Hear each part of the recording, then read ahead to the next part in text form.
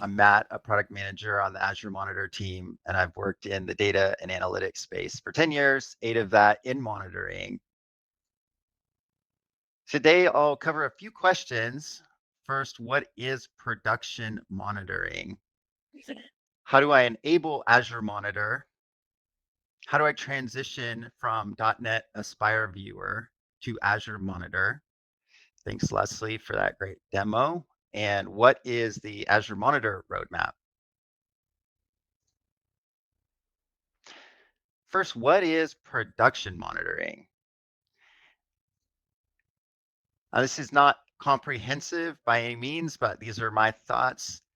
I think the .NET Aspire Viewer is great in the development cycle.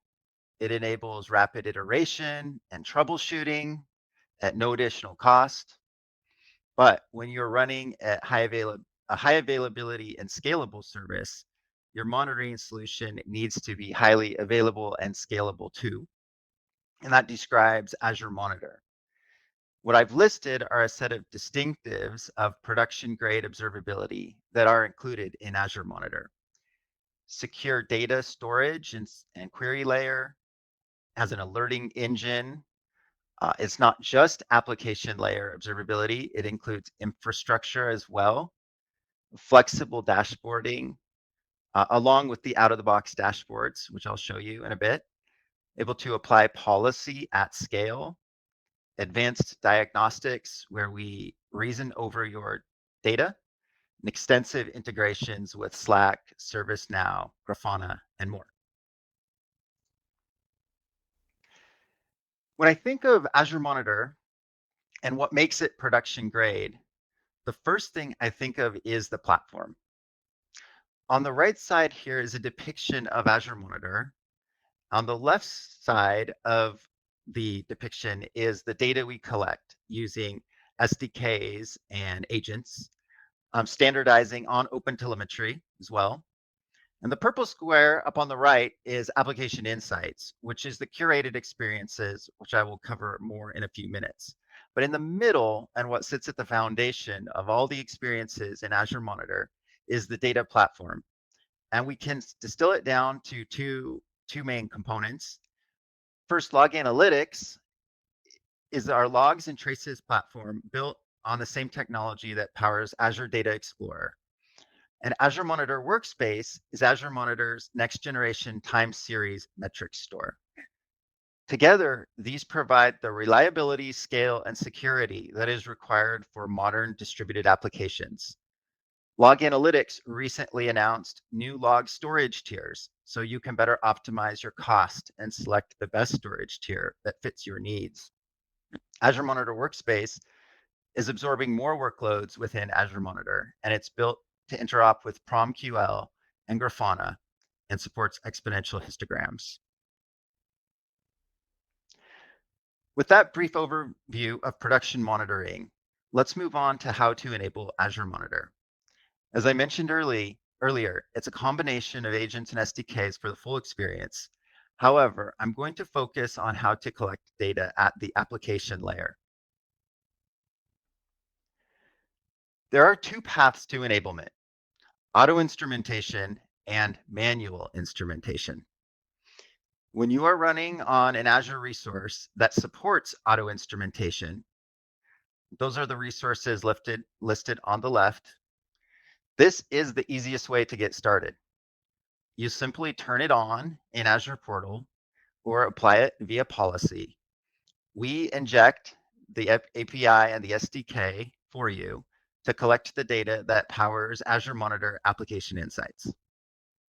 However, if you're running on a service that does not support auto instrumentation or wish to have more control or write custom code against the OpenTelemetry API for things like custom events and custom metrics, you can use manual instrumentation. The Azure Monitor OpenTelemetry distro is a single package that bundles the OpenTelemetry metrics, tracing, and logging SDKs with popular instrumentation libraries and the Azure Monitor exporter to offer a first-class OpenTelemetry-based experience on Azure Monitor, basically a one-stop shop. And of course, it's extensible, so you can add additional open source components, such as processors or instrumentation libraries to collect additional data.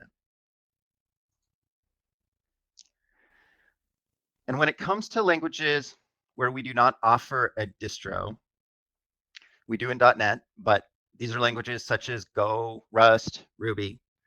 We are building out the infrastructure to support the ingestion of native OpenTelemetry protocol, often referred to as OTLP. On this diagram, what bubbles 2 and 3 show is that we are investing in a path to ingest native OTLP, first via Azure Monitor Agent, which many folks already have running on VMs, and eventually via a cloud endpoint. You can read more about this vision in a blog linked in the references slide at the end of the deck. Bubble number 1 shows what is available today. As the image shows, the Azure Monitor OpenTelemetry distro is a thin wrapper around the OpenTelemetry SDK. And I want to share how I was able to take the eShop that, that Leslie just showed and use the Azure Monitor OpenTelemetry distro to enable Azure Monitor Application Insights. So here are the steps I took. First, I downloaded the distro, the package, azure.monitor.opentelemetry.asp.NET Core. Second, I added the single line of code that enables the distro in extensions.cs under eShop.service defaults. Again, so this would be, so it is available to each service. 3, I added my connection string in secrets.json. The connection string was copied from an Application Insights resource I created in Azure Portal. The Application Insights resource is like your bucket for the data, and the connection string is the address for the bucket. And 4, finally, I configured program.cs to reference my connection string and add it to each service in eShop. So let me show you in Visual Studio. All right.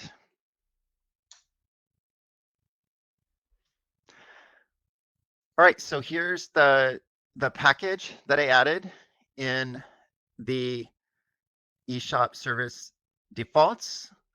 And this also added a reference of the same package in the eShop.serviceDefaults.cs proj file.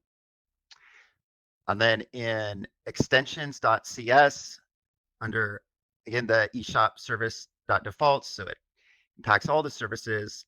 I added the single line of code to get started to enable Azure Monitor Application Insights. Wrapped it in an if statement in case the connection string is not found. And then secrets.json, which I got to by going to eShop.apphost and then clicking manage user secrets. And the connection string is not like strictly a secret in the sense that no one can steal your data or get into your application, but someone could use it to send bad telemetry to Azure Monitor and it could skew your results. So in that sense, we could treat it as a secret. And so I put it in secrets.json.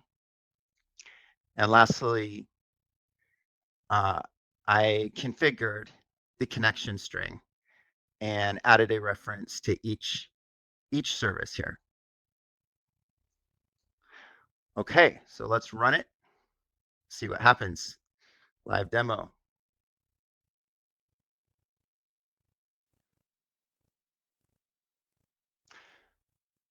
Okay, so we have our Aspire viewer, .NET Aspire viewer.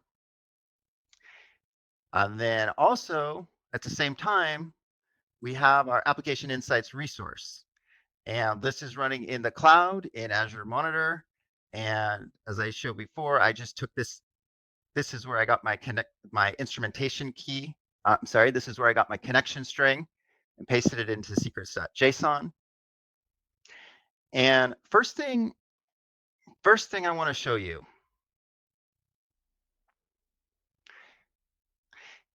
is the Aspire dotnetaspire viewer and Application Insights Live Metrics experiences running side by side. There are quite a few similarities. First of all, both are near real-time viewers. In the .NET Aspire viewer, you can see a stream of structured logs. You can also see a stream of traces. In a similar way, in the Live Metrics viewer, you can see a stream of sampled telemetry.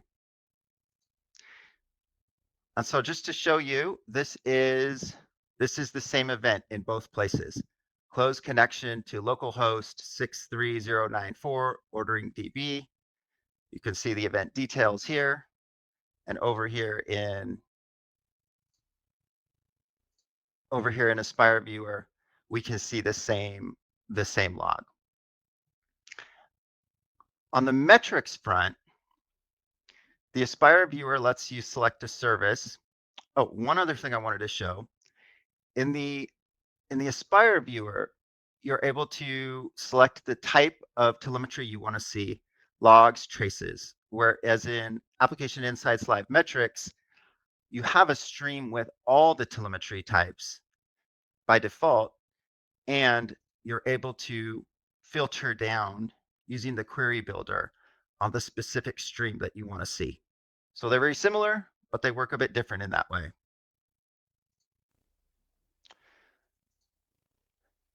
Okay, moving over to metrics in the Aspire viewer, like Leslie showed, you're able to select a resource and you're able to get the metrics for this particular resource. Whereas in Application Insights Live Metrics, it is still based on open telemetry, but what we do is curate a set of metrics. And by default, these metrics are in aggregate across all of your resources. And again, you can filter down to an individual resource here. So for example, we could filter down to the basket API in the same way. And additionally to filtering down to the resource, you could also filter down even further. For instance, say that you were getting a stream of exceptions and you wanted to filter down on a specific exception message. You're able to filter down to exactly the metric that you want to see. So now you can see they're very similar, and it's reasonably easy to transition from one to the other. But Application Insights as a production monitoring tool does much more. And we do that by creating compelling experiences that draw your attention to problem spots and guide you to a place where you can take next steps. We reason over your data to surface up insights and recommendations. And one example of this is the application map, where you can understand your service in a topographical map. And you can see here are nodes of the individual services in eShop. And you can see that they had some issues calling to RabbitMQ. Red means there was an issue. All of these, call them edges, are able to be drilled into further. But I also want to show you that another way we're using machine learning in Application Insights is with intelligent view. And there can be a lot of noise in an application. And so by turning on intelligent view, it's able to filter out the noise. And you can see that turning it on actually removes a lot of the errors you were seeing, as they were transient and short-lived. There are other ways we use machine learning to reason over your data. And I'm actually going to switch to an application where I have more data. And I want to show you smart detections. And I'm going to increase the time range so I can get more telemetry over time and show you that smart detections is able to detect abnormalities, such as this rise in dependency failures. And again, this was generated for me completely off of data that was already in the system. And it's able to show me exactly why it was detected this trend of why it had this sudden abnormality. It shows me what the dependency type was, called to an Azure blob, the operation, and the result code I was receiving.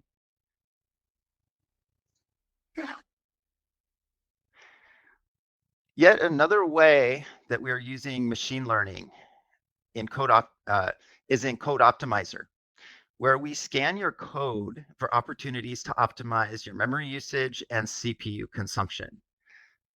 For example, in this instance, Code Optimizer is telling me that a particular statement, cloud queue.create if not exist, is causing unexpectedly higher than expected memory. Going back to the performance blade, I want to show you the power of this experience. It combines both a timeline, distribution, common properties, common attributes of particular issues, and operation names in a single interconnected display. For example, I could say I want to focus on the 95th percentile of my request duration, and I can zoom in to an issue that happened around 9 a.m. And I can see here an operation that was particularly slow, get customer details, and it brings up the common properties of this particular operation. For example, I can see that 97% of these requests came from Virginia, which is interesting.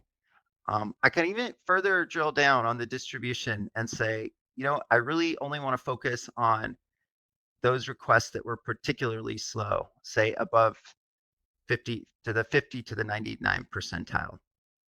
And at this point, it gives me some samples. And Application Insights on its own will suggest a sample. So this duration is 9 minutes. Something's clearly very wrong here at 9 minutes. And by clicking into this sample, I'm able to get the full distributed trace for this slow request. And I can see there were a couple of retries to get customer details to a SQL server, and in both cases, it returned an exception. And in this case, the exception tells me the failed method. And at this point, I can take next steps and either create a work item or understand where in my code this occurred and go back to that line of code and do further troubleshooting. There's also something else I can do when it's a real user who's running into issues. We are able to, with our JavaScript SDK, collect browser telemetry, and we're able to connect these exceptions and traces to real user flows. And for example, this takes me over to what we call user flows, or as a Sankey diagram. And this one's not particularly complicated, but what you're able to see is how users are traversing throughout the application. And so, for instance, in this case, it's really only just this, the users are really only experiencing the get customer details. And then at this point, the system is going through multiple steps. But you can see here how in some cases, well, in one case, the operation ended after one exception. In other case, it kept going and had a second exception before the operation ended. So this can really give you insight into the flows of how many customers are experiencing what.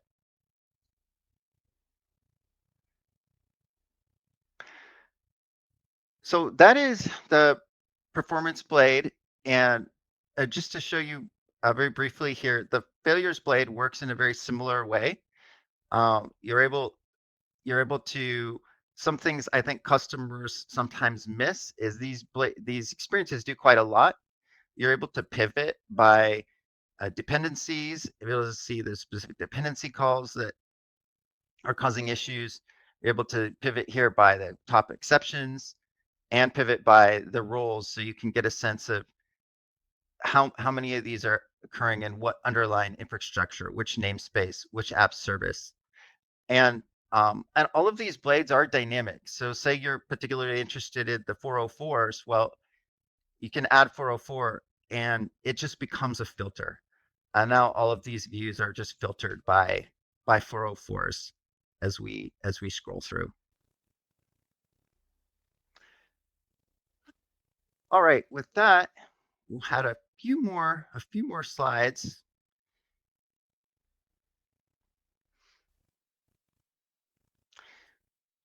Okay, so to recap, you've seen how live sample telemetry is very similar to dotnetaspire viewer stream in live metrics, and live metrics are able to be curated and filtered down. Let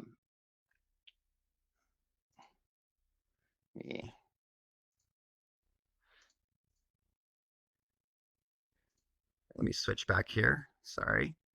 And so this is, and then I've scratched the surface on how the diagnostic views and application insights can draw you to the problem and help reason over your data. I want to briefly share our roadmap, first for OpenTelemetry-based collection. For the Azure Monitor OpenTelemetry distro, we are nearly at feature parity with the classic Application Insights SDK, and we plan to be there completely by about the end of the year. For the Azure Monitor agent, also, we are building an AKS auto instrumentation, which was planned to be public preview by September, early fall. And this uses OpenTelemetry under the covers and makes it very easy to get started. For the agent, we plan to have it collect OTLP in a preview state by about the end of the year.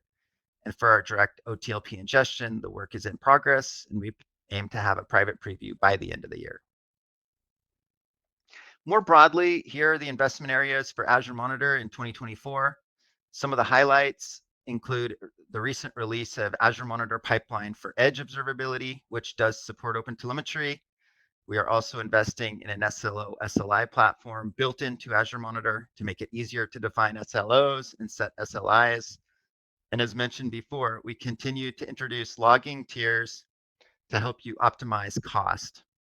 And finally, we have investments to use AI and ML to even improve our reasoning more than I already showed you over the data and provide more proactive recommendations. Everything I've talked about today is referenced in the resources. It's been a pleasure to be here today.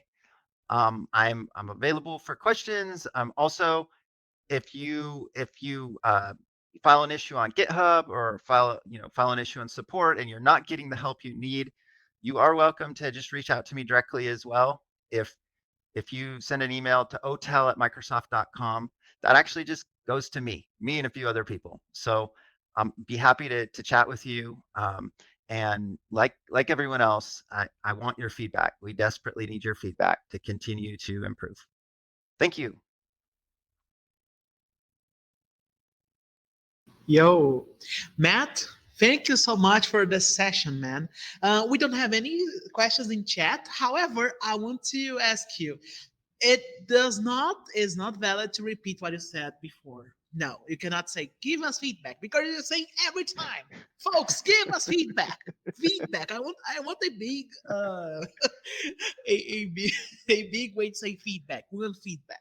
But any last messages for our incredible developers at .NET Aspire that day? Feedback is on Yeah, I top. mean, I We are guess talking this just every try time.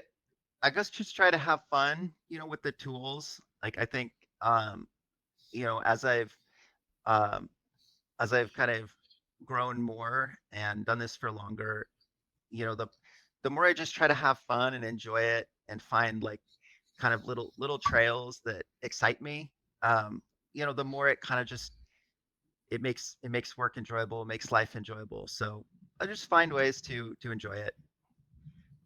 I love how you said like life being enjoyable with .NET Aspire. It looks like a completely different level of product. .NET Aspire that makes your life enjoyable and happy in IT. I mean, it does. Oh, he never told you that, but it does make it life enjoyable. Use .NET Aspire, and I guarantee life will be completely solved. It's not just open a formulary on a feedback on GitHub saying PR say not satisfied enough. Please make it better. Then your life will be better. Use .NET Aspire. There you Okay, go. Matt, thank you so much for that. And if anything, folks, please ask the questions as well. But for now, thank you, Matt.